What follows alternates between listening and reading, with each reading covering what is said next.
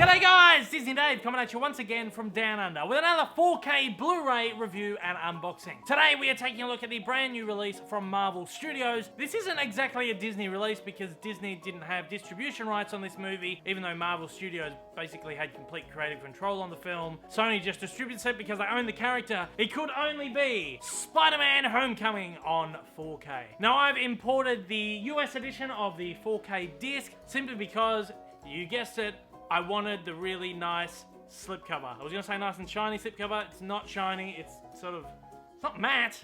It's not really that shiny. There's a nice slipcover though, and I wanted it, so I imported it. So we're gonna take a quick look at this today. We're gonna unbox it, show you what you get inside it, have a look at the packaging, etc, etc. And then we're gonna come back here and just do a really quick sort of review on the 4K transfer of this and of the set itself. So, what are we waiting for? Let's swing into it.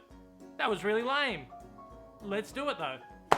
Okay, here we go. Spider-Man Homecoming on 4K Ultra HD. Once again, this is the North American edition of the film. It's got a really nice slipcover on it.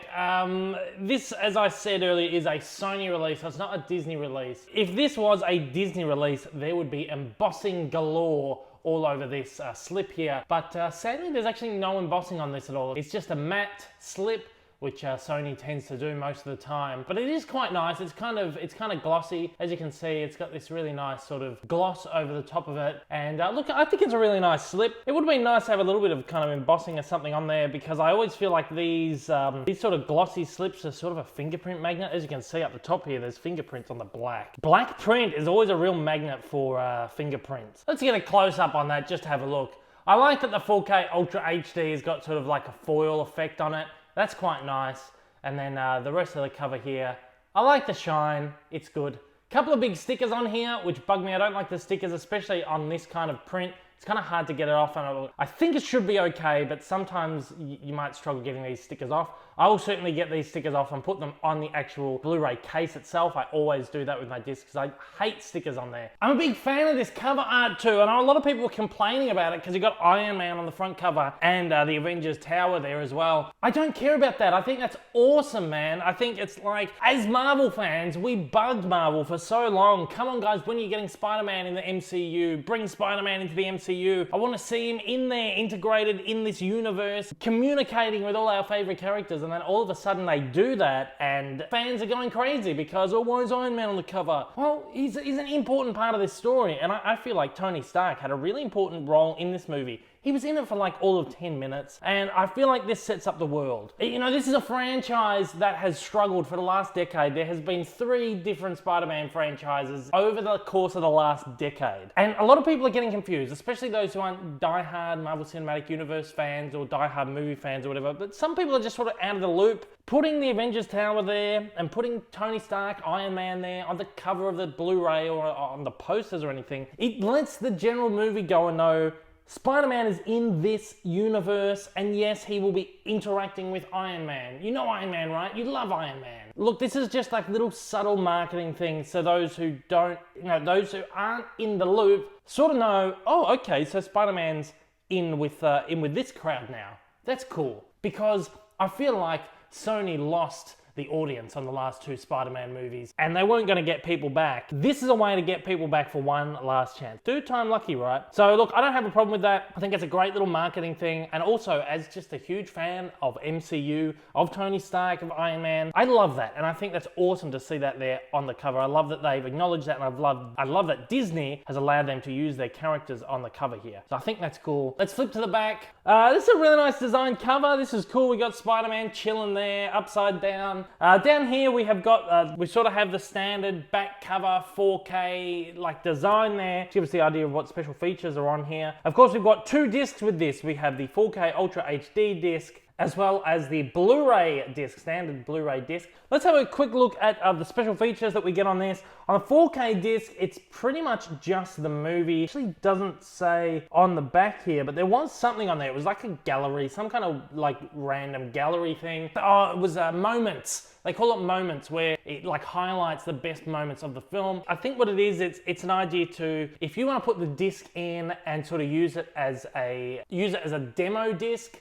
for people who are coming over to view your 4K panel or whatever, You go to the moments and it comes up with like sort of the most dynamic moments of the film, or the best moments of the film that look good at displaying your 4K panel. So that's on there. I think that's a pretty decent feature, especially when we're in the era where we're sort of trying to explore this new sort of format of 4K. I think that's great. On the second disc here, as I said, the Blu-ray, we get all of the special features that are on the standard release of this disc. It says on here we've got 60 minutes of extras, which is a fair decent slab of stuff. I remember the days when we used to get 2, 3, 4, 5 hours worth of stuff. Gone to those days, but let's have a look at what we got on here. We have got 10 deleted and extended scenes. We've got a cast gag reel. We've got the Spidey Study Guide, a pop-up factoid track. Those things always bug me. They're just kind of useless, to be honest. We've got unseen alternate Captain America PSAs. They're a lot of fun. From what I understand, they allowed Chris Evans to just sort of make up stuff and ad-lib, and they just sort of made these PSAs up on the spot. And they're quite funny. The ones in the movie are quite funny. So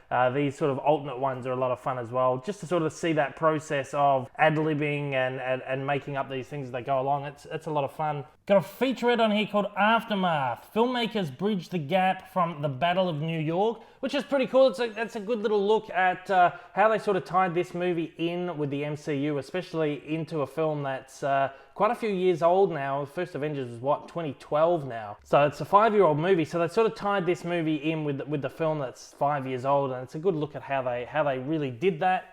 Another little featurette here called A Tangled Web, Spider-Man's integration into the Marvel Cinematic Universe. Again, another little featurette there on integrating this character into this massive franchise that, again, Sony don't own. And it says and more on there as well. There's actually quite a few things that aren't listed on the back cover. There was actually a little documentary on there called The Vulture Takes Flight, which is like a look at the villain of the film, how they brought the villain into the film. Sort of exploration of the Vulture's roots in the comics and how they brought Michael Keaton in to perform that character. I thought that was a cool little thing. I'm sure there was a little documentary on there about John Watts, the director of the film. There's a little thing on here called Pros and Cons of Spider-Man. There's random photo galleries, trailers, and previews for other Sony titles on there as well. So there's quite a wealth of stuff on there. Again, most of them just little fluffy little 5 to 10 minute little featurette things, but I think it's decent enough. I just really wish we got sort of an in-depth look at the making of this movie, because this is such an important movie in cinema history, not just, Marvel history, Disney history, whatever.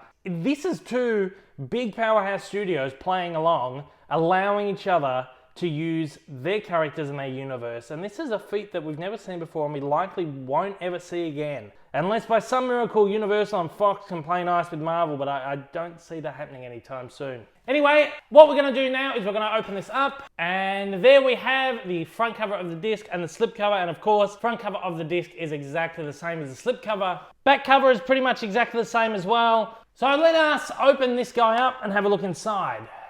Let's get rid of these for now and put this over here. We've got two discs, of course. On the right side over here, we've got the 4K Ultra HD disc, and then on the left side here, we have the standard Blu-ray. Same cover art on all of them, except the color's a little bit different. This is sort of like a bluey, sort of grey sort of color, whereas this is like a deep black. I don't know if that was on purpose, but there's a couple of little different colors on there. It's fairly nice. I don't know. I think it's a little bit, I don't know. It looks a little bit boring to me, but it's an interesting design. At least it's better than nothing on there. We've got a couple of little pamphlets here as well. This is like a little plug for some official Spider-Man app, and it's also telling you all about what other versions of the past Spider-Man franchise have just been released, or should I say re-released on Blu-ray. A couple of box sets have just come out. I don't know if I'll be upgrading them to 4K just yet. Some random little 4K booklet thing there. And then of course the Ultraviolet Ultra HD code comes in there as well for the disc. So there was your very quick look at the Spider-Man Homecoming 4K Ultra HD from the States.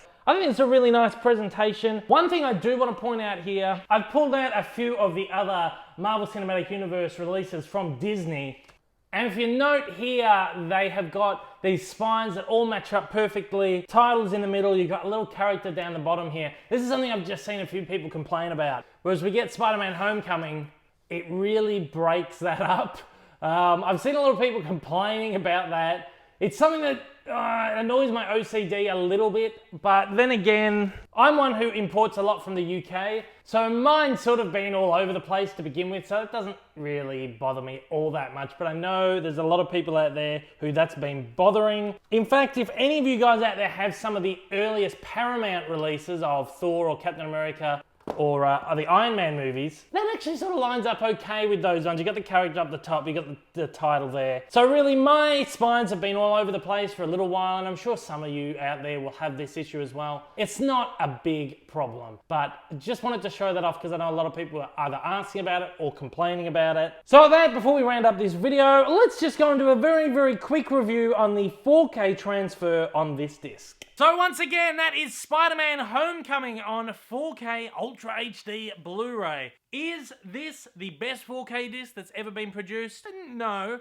Is it a worthy upgrade from the standard 1080 Blu-ray? Yes, definitely. I'm really impressed with this. This is not a very punchy, vibrant movie, especially when it comes to Marvel Cinematic Universe movies. We know them so much to be so colorful, so vibrant, so in your face. This one is sort of one of the more down-to-earth ones. I suppose it's reflective of the story. We've taken it from a grand scale of Avengers saving the world to a kid in high school basically wanting to be an Avenger. And I feel like the visual landscape of the movie sort of, it represents that. It doesn't need to be big, doesn't need to be bombastic, doesn't need to be incredibly colorful. It's not a drab movie. There are colors here, but they're not as pronounced as, say, Guardians of the Galaxy Volume 2. That being said, where there are colors, the colors are gorgeous, really gorgeous. And the uptick in detail on this is really what you want to buy this for. The clarity on it is stunning. Sony have been hitting it out of the park with all of their 4K releases. I mean, they're the ones that really push these formats. Sony pushed Blu-ray. Sony have been pushing 4K Ultra HD, and it shows in their transfers, and this is no exception. This is a stunning